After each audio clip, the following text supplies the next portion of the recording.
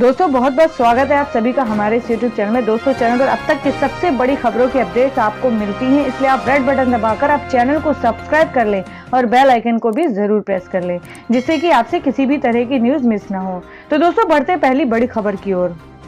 जी हाँ दोस्तों, आज की पहली बड़ी खबर है कि पाकिस्तान ने सीमा पर तैनात किए F-16।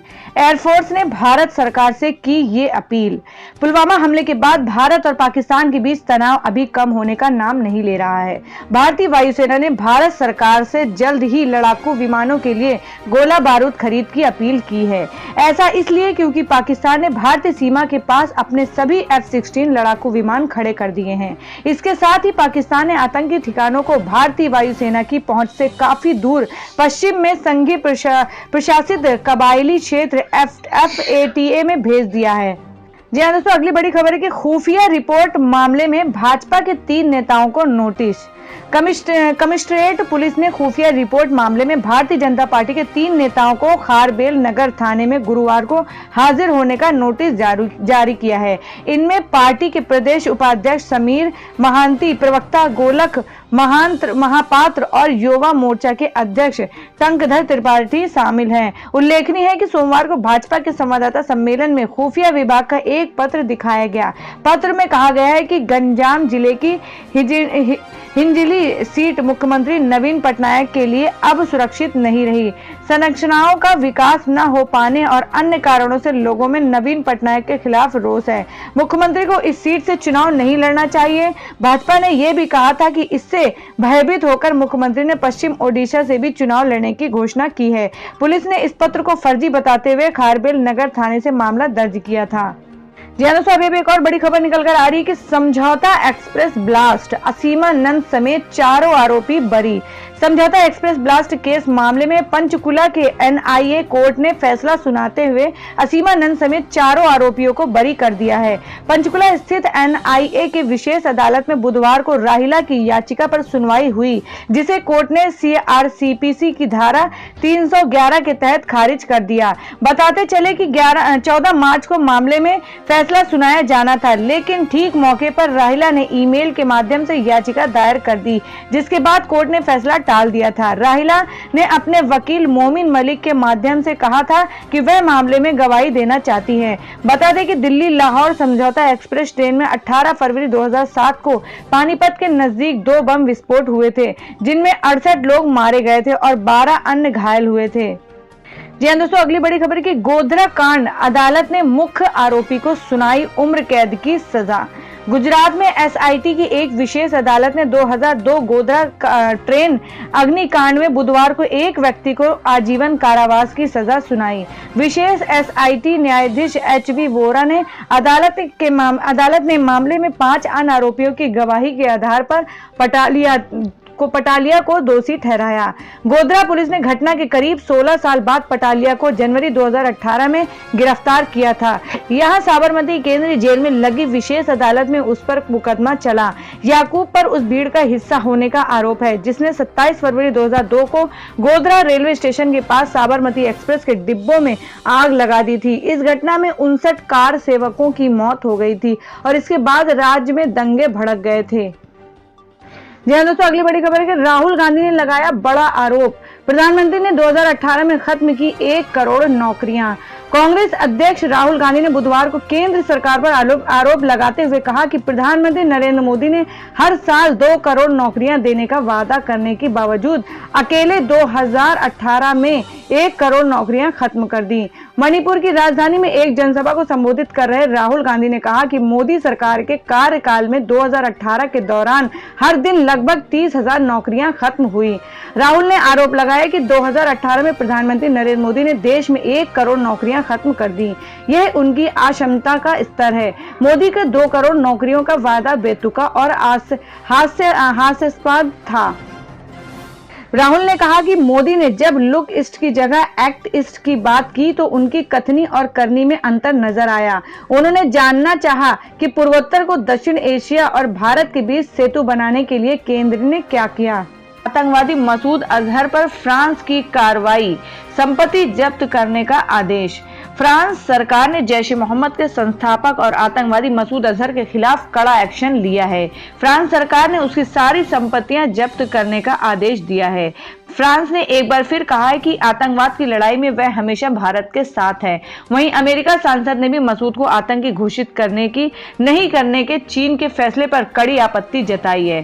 फ्रांस के वित्त मंत्रालय और विदेश मंत्रालय ने एक साझा बयान जारी कर कहा है कि फ्रांस मसूद अजहर को यूरोपीय संघ की सूची में शामिल करने पर चर्चा करेगी, जिसमें लोगों के आतंकवाद में शामिल होने की आशंका है। उन सभी की संपत्ति को जब्त किया जाएगा।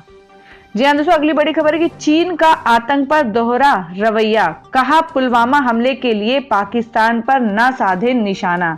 चीन ने मंगलवार को अंतर्राष्ट्रीय समुदाय से कहा है कि वह कश्मीर के पुलवामा में आत्मघाती हमले को लेकर पाकिस्तान पर निशाना न साधे। इसके साथ ही उसने दोहराया है कि संकट के समय में वह पाकिस्तान के साथ खड़ा रहेगा और पूरी मजबूती से इसकी क्षेत्रीय अखंडता और संप्रभुता का समर्थन करेगा। चीन के विदेश मंत्री वांग यी और पाकिस्तान के विदेश मंत्री शाह महमूद कुरैशी ने पुलवामा हमले पर चर्चा की, जिसमें सीआरपीएफ के 40 जवान शहीद हुए थे और जिसने भारत पाकिस्तान के रिश्ते को बेहद तनावपूर्ण बना दिया है। कुरैशी ने वांग से कहा कि इस हमले के बाद कश्मीरियों के मानवाधिकारों का उल्लंघन बढ़ गया है। कुरैशी ने कहा कि पाकिस्तान पहले भी और अब भी भारत से संबंध बेहतर करना चाहता है और संवाद के लिए तैयार है। दोनों विदेश मंत्री बीजिंग में चीन पाकिस्तान रणनीतिक संवाद के तहत मिले और यह मुलाकात चीन द्वारा जैश-ए-मोहम्मद सरगना मसूद अजहर को आतंकी घोषित करने के प्रस्ताव को चौथी बार बाधित करने के एक हफ्ते बाद हुई। जैश ने पुलवामा आतंकी हमले की जिम्मेदारी ली थी। इस हमले के बाद पाकिस्तान पर अपने यहाँ मौजूद आतंकियों के खिलाफ कार्रवाई का अंतर्राष्ट्रीय दबाव काफी बढ़ गया है। वांग ने कहा, इससे कोई फर्क नहीं पड़ता कि दुनिया में या क्षेत्र चीजें किस तरह बदलती हैं। चीन पूरी मजबूती से पाकिस्तान की संप्रभुता, क्षेत्रीय अखंडता, आजादी व सम्मान के साथ खड़ा है। उन्होंने कहा, चीन तनाव को कम करने के लिए उठाए गए कदमों पर पाकिस्तान की सराहना करता है। हम पाकिस्तान और भारत से संयम बरतने और मुद्दों का समाधान शांतिपूर्ण ढंग से करने का आह्वान करते हैं। दोस्तों, अगली बड़ी खबर है कि कर्नाटक में निर्माणाधीन इमारत गिरी, 2 की मौत। उत्तर कर्नाटक के धारवाड़ में मंगलवार को 4 मंजिला निर्माणाधीन इमारत के ढहने से 2 लोगों की मौत हो गई और 5 लोग गंभीर रूप से घायल हो गए। इसके अलावा कई अन्य लोग मलबे में फंसे हुए हैं। जी हाँ दोस्तों, अगली बड़ी खबर है कि हादसे के बाद टूटी रेलवे की नींद, भांडुप कुर्ला समेत 3 स्टेशन के फुटओवर ब्रिज ढहाने का किया फैसला। मुंबई सीएसटी रेलवे स्टेशन पर फुटओवर ब्रिज हादसे में 6 लोगों की मौत के बाद प्रशासन की नींद टूटी है। मध्य रेलवे ने भांडुप, कुर्ला, विक्रोली, दीवा और कल्याण जंक्शन स्टेशन के फुटओवर ब्रिज को ढहाने का फैसला किया है। मध्य रेलवे ने पहले फुटओवर ब्रिजों को ढहाने के लिए टेंडर को पास कर दिया है। इससे पहले मुंबई के छत्रपति शिवाजी महाराज टर्मिनस के बाहर हुए फुटओवर ब्रिज हादसे में पुलिस ने बड़ी कार्रवाई करते हुए ऑडिटर नीरज देसाई को गिरफ्तार किया। नीरज देसाई ने पुल का ऑडिट किया था। इसके अलावा पुलिस ने बृहन मुंबई नगर निगम बीएमसी और भारतीय रेलवे के अधिकारियों के खिलाफ गैर इरादतन हत्या का मामला दर्ज किया था। इसके बाद बीएमसी के 4 इंजीनियरों को सस्पेंड कर दिया गया था।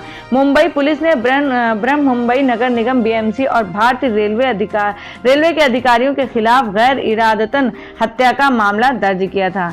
बता दें कि 14 मार्च को मुंबई में फुटओवर ब्रिज का हिस्सा गिरने से कई लोग घायल हो गए थे, जबकि 5 लोगों की मौत हो गई थी।